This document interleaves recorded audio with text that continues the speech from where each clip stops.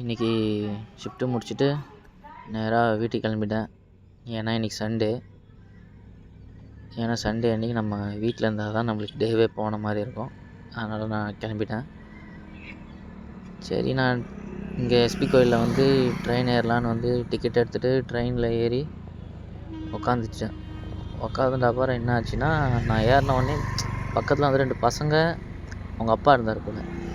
அவங்க அப்பா வந்து அவங்க பசங்களுக்கு சொல்லித்தராரு. இந்த மாதிரி ஒரு விஷயம் எப்படி பண்ணணும், போகணும். ஒரு சின்ன பையன் பிஸ்னஸை பற்றி அவர் சொல்லி கொடுத்துட்ருக்காரு.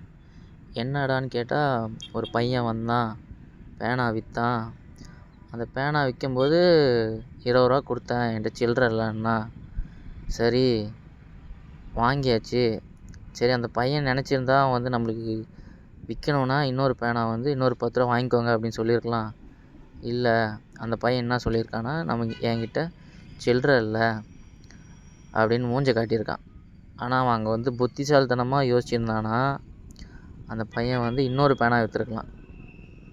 அந்த பையனுக்கு அந்த நாலேஜ் இல்லை.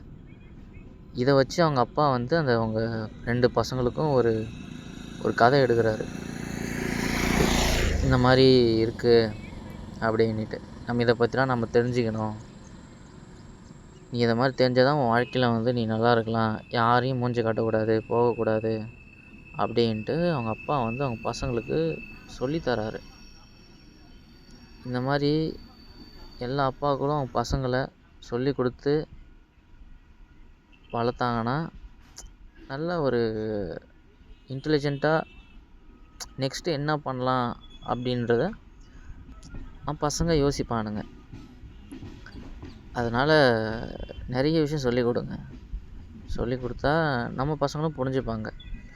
நமக்கு பசங்களுக்கு நம்ம எந்த அளவுக்கு க்ரியேட்டிவிட்டியாக சொல்லித்தரோமோ அப்போ தான் வந்து பசங்க வந்து இன்னும் க்ரியேட்டிவிட்டியாக யோசிப்பாங்க. நம்ம இறங்க வேண்டிய இடம் வந்து போச்சேன்ட்டு நம்ம ஏஞ்சி இறங்கிட்டோம்.